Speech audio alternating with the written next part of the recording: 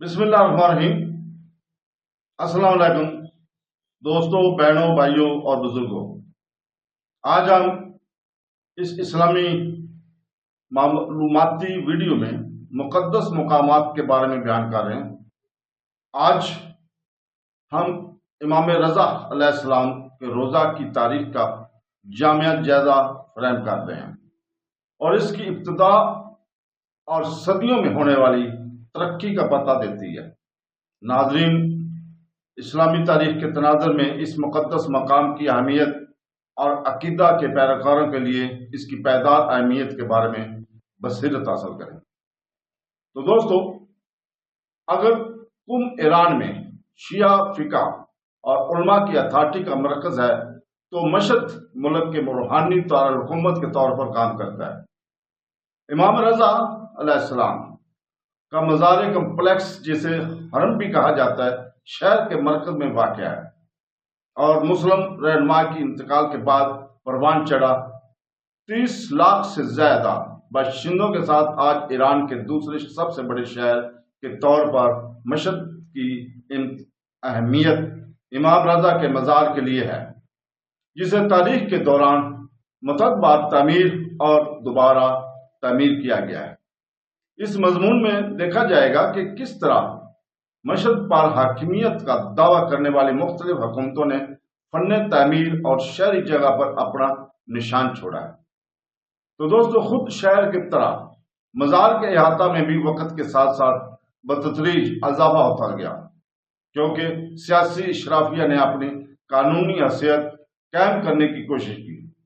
حکمرانوں نے نہ صرف مقامی مذہبی اسٹیبلشمنٹ کو اس جگہ کے ارد گرد تعمیراتی منصوبوں کے لیے فنڈز فراہم کر کے مطمئن کرنے کی کوشش کی، بلکہ اپنے سیاسی اختیار کے لیے جسمانی اور وصیتیں پیدا کرنے کی بھی امید کی۔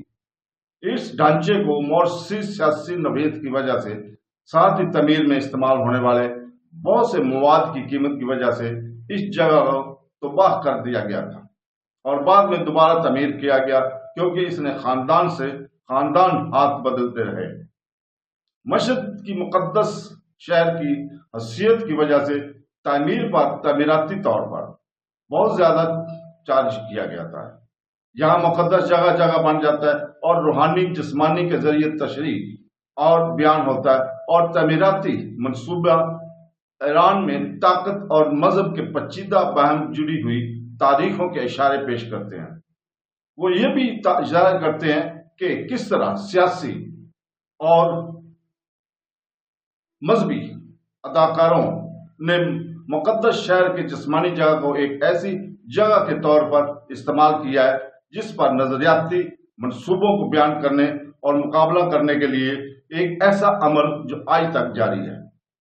مشہد 12ویں شیعہ روایت کے مطابق امام روحانی پیشوا علی ابن موسیٰ الرضا کی تدفین کی جگہ سے ہے اور فارسی بولنے والوں کے لیے امام رضا کے نام سے مشہور ہے۔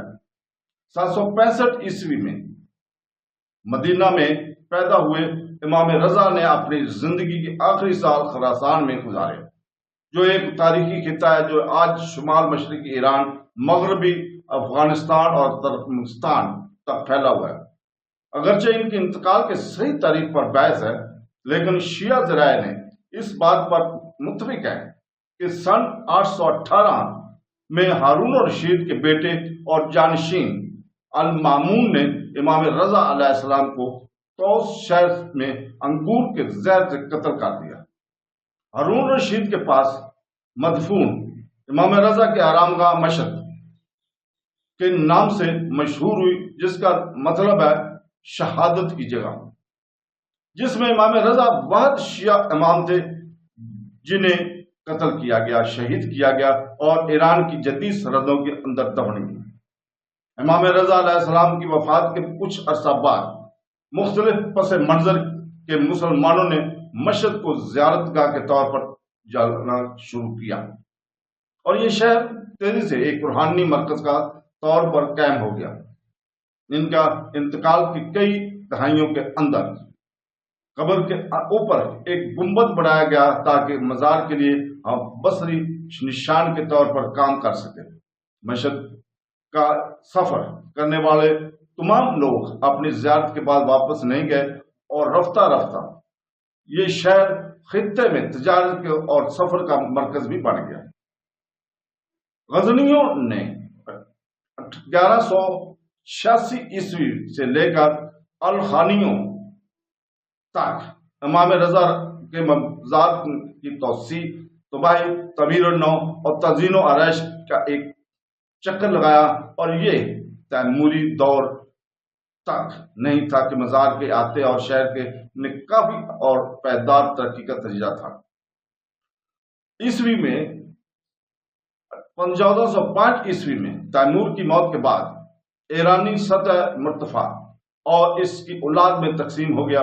सुल्तनत की हकीकी सियासी तकसीम ने रिश्तेदारों के दरमियान दुश्मनी का जहन्नम दिया, जिसने कानून, फनून लतीफ़ा में सरपरस्ती के सकाफत को फरोग दिया, क्योंकि हुक्मरान इशराफिया ने एक दूसरे पर सबक ले जाने की कोशिश की। इस दौर के सबसे ज्यादा सरगर्म सरपरस्त रात में मुकीम शाहरुख के दरबार से थे सुल्तान के एहलिया गौहर शाह मतफी 1457 ईस्वी में मस्जिद के तामीर के लिए जिम्मेदार थी, जिसे मज़ार के अहाते का एग्रीकल्चर जेवर समझा जाता है। 1416 में मारूफ दरबार मौमार फकवाम मौलजीन शहर राजी की तरफ से मज़ार के करीब तमीर की गई। ये मस्जिद उलमाए कराम और शहर के दिगर बशिंदों के लिए इज्तिमा की जगह के तौर पर कायम करती है। तमीर और मरम्मत का यह प्रोग्राम तैमूरी दौर के आखिरी सालों में जारी रहा।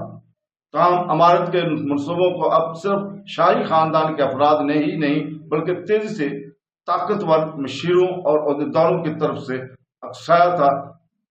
मिसाल के तौर पर सुल्तान हुसैन बाकरा 1470 तक ईस्वी के दौर में अमीर अली शेर नवानी मशहूर सियासतदान और मशहूर शायर ने सैकड़ों मजहबी और इल्मी ढांचे बताए।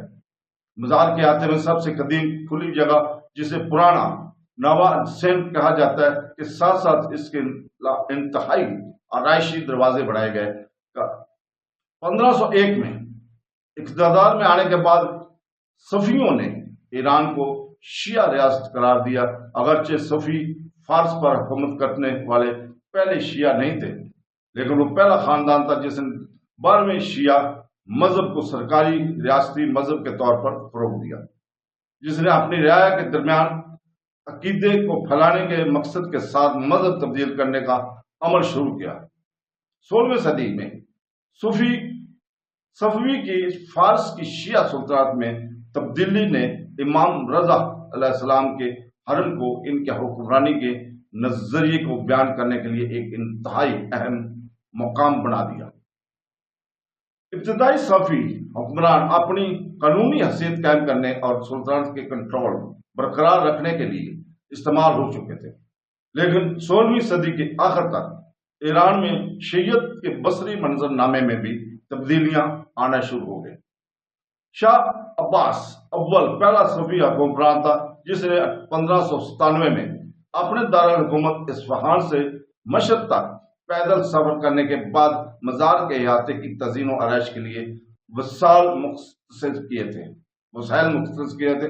पुराना सहन और 2 मजीद ईवान शामिल करना इनकी सरपरस्ती आवान साथ में सबसे ज्यादा नजर आई है, जहां इसने बालकोनी के ऊपर बड़े कलाक टावर नस्ब किए और गेट की दीवारों को सजाने के लिए माहिर खतातों को मुलाजिम रखा।